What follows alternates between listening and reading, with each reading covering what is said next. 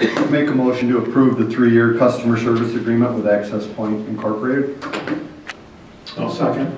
Motion and a second. Any other discussion? Sue? Councilmember Phillips? Yes. Councilmember Thielander? Yes. Councilmember Canfield? Yes. Mayor DeVore? Yes. And Councilmember Hodges? Yes. Board and commission reports. Joe?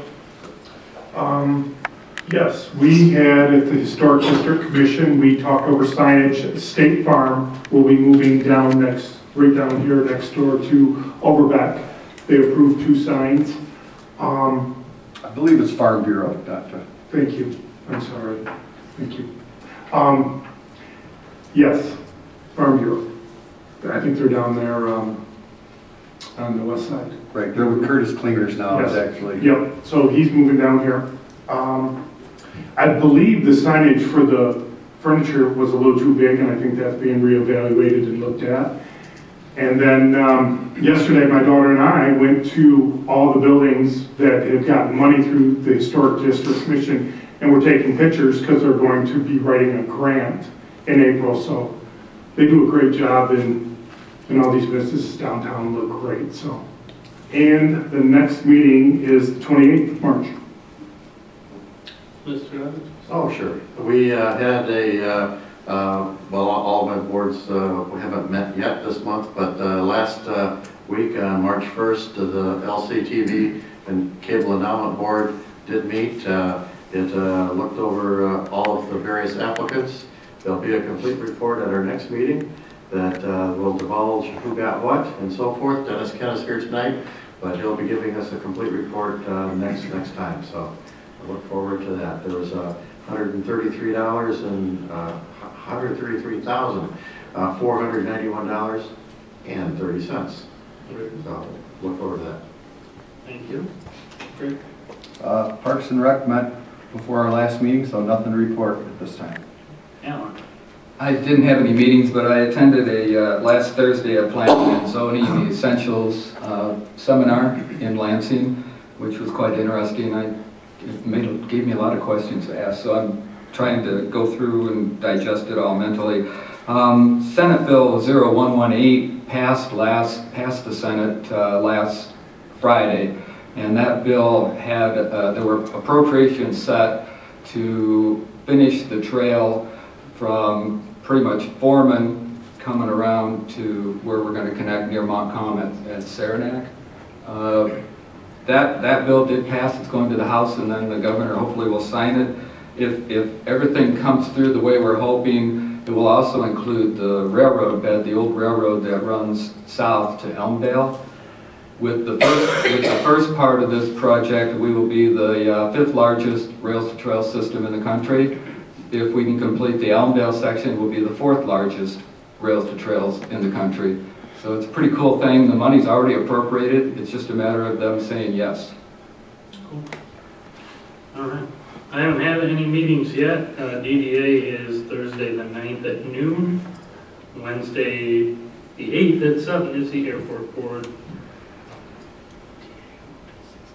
DDA got moved to the 16th at noon. Oh, because you're out of ground.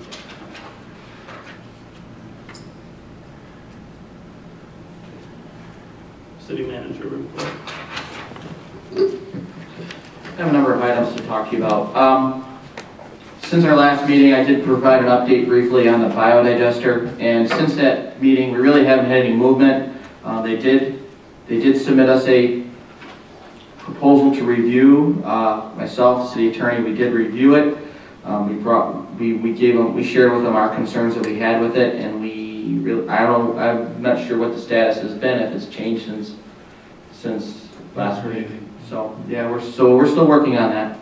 I'm in the process right now. I've been working with both Chief Bucola and Rich Lombard, and we're prepping ourselves for labor negotiations. We have 2 open contracts, one with the police officers FOP unit, and the other one with the DPW, the IBEW, and we're going to be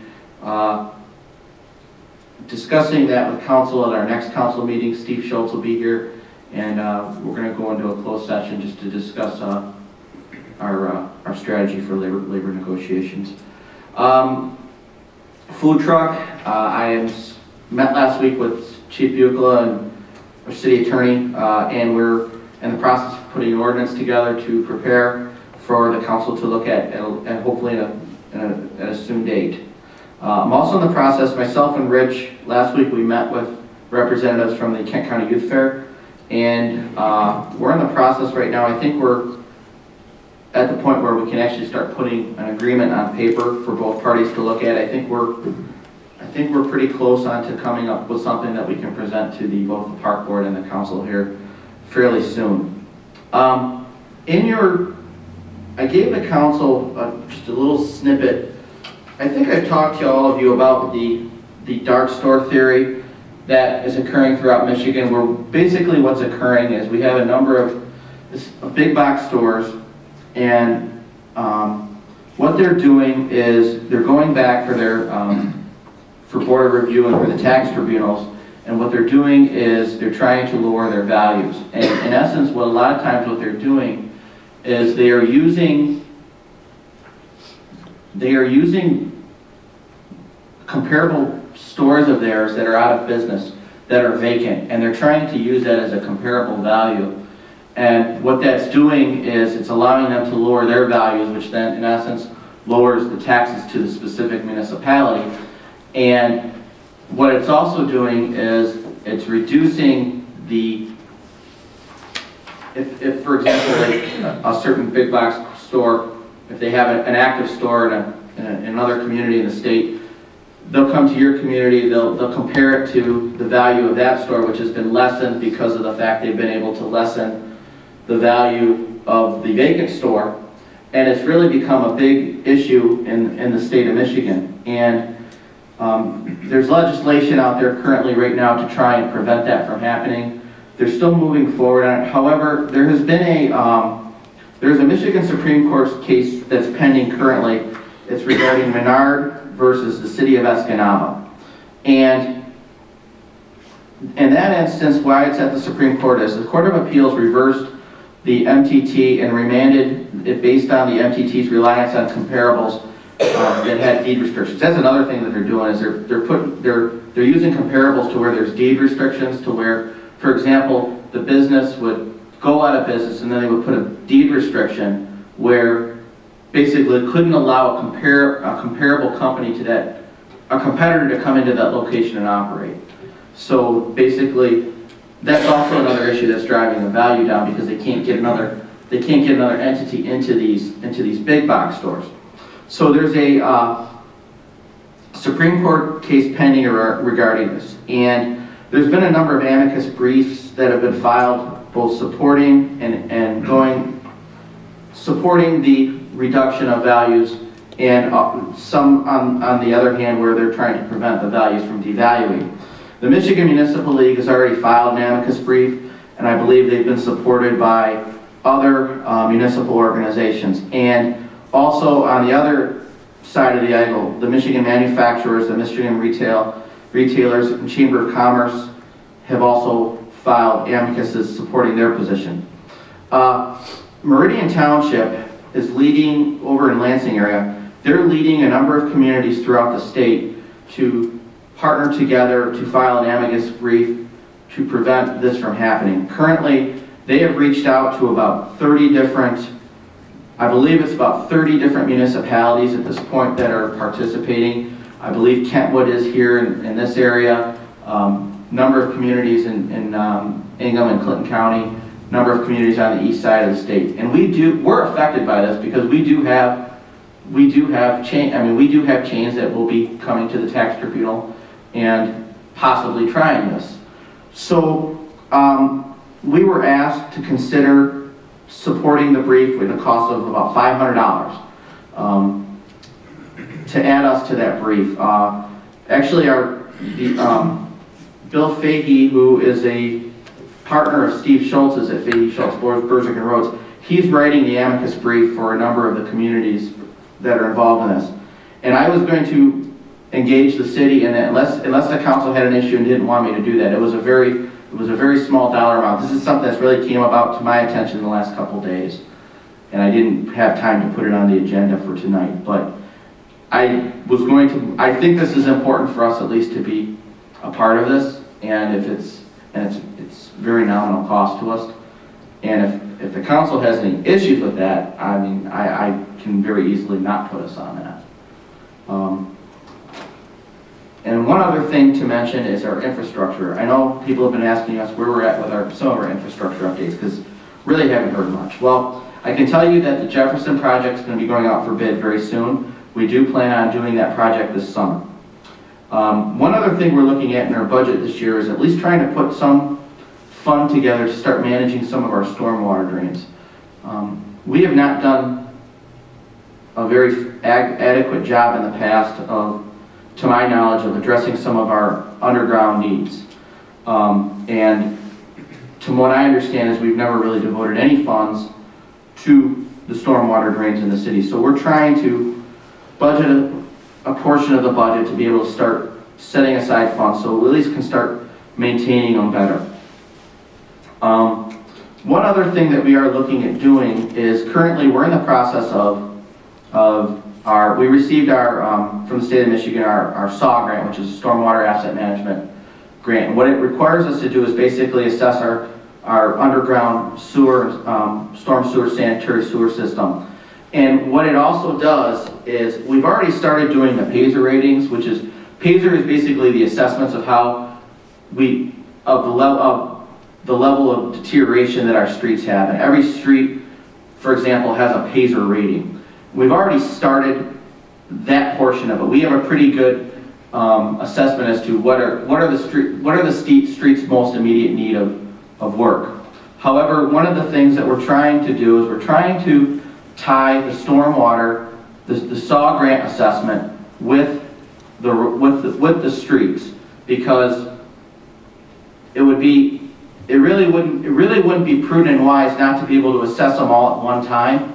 And so if we were to fix the streets and not fix the underground, where we may have underground problems, I think we're going to get ourselves into creating more troubles than what it's worth. So we have been working on that. They started working on that probably, I want to say probably around December, where they started doing, actually they did a little bit of the assessment before I arrived here. But we're probably really to where we can start talking about a comprehensive plan for our entire infrastructure. We're about 1.5 years away, because it's going to take Prine and Newhoff that long to basically do the analysis, the assessment of the system, and then intermingle the road portion of the system together, so where we can actually start putting plans together to start addressing the entire system. Because I really think taking a Band-Aid approach to this is really not the solution that the council should take.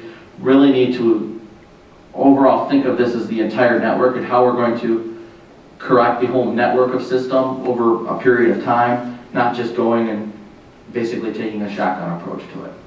So that's where we stand with that, and that's all I have.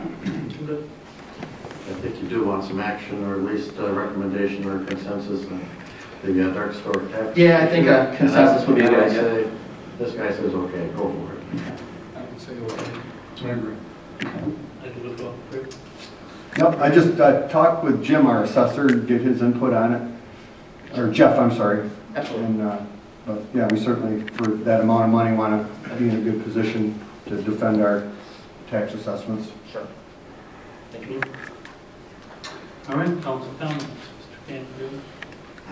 I just would identify, Mike, spoke about the road plan a little bit.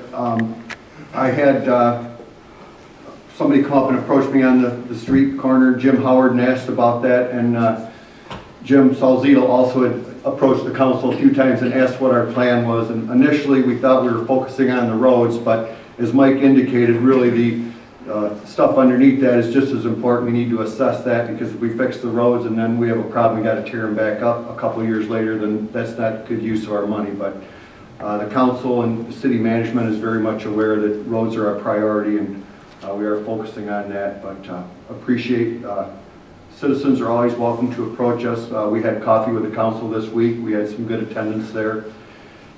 That's a good place to talk to us. It's a little less formal. Let us know what's on your mind, but we're here for you. Thank you. Yeah, coffee with council was a lot of fun. I think somebody wants donuts, though. I don't know how we're going to arrange that. But anyway, it was nice to talk to the folks, and I guess that's all I have. Pretty sure the mayor pro tem usually provides. Is that right? That's all right. Reminder to everybody, set your clocks back this weekend, and I know it's a ways off, but. Spring ahead. Spring ahead.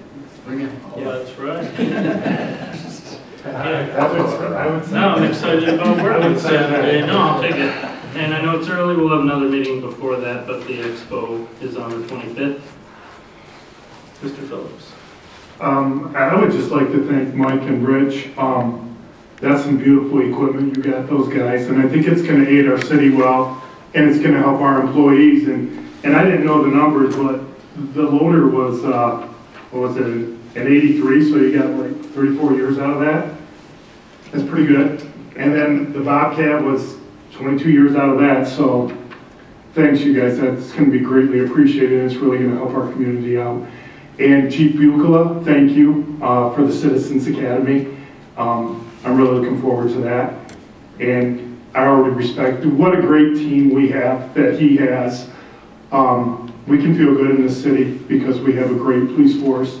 And I thank you for doing that, and it means a lot. And you guys are great. We appreciate you. It's a safe community, and I'm glad I live here. And that's all I got. Mr. Hodges. Thank you. All that great information, by the way, came out of our city newsletter, which came with my really terrific water bill. But you probably got one too, so look it over. There's some great information every month in there, and I think that's a terrific way to get to know our community a little bit better. And again, Coffee with Council was pretty interesting and a lot of fun, and it's a good way to interact with citizens, as well as it's probably about the only chance the council really has to get to know each other informally on a permitted open meetings menu. So anyway, and finally, election to the city council is a privilege freely sought by the citizen. It carries with it responsibility to participate in council activities and represent the residents of our city. Attendance at council meetings is critical to fulfilling that responsibility.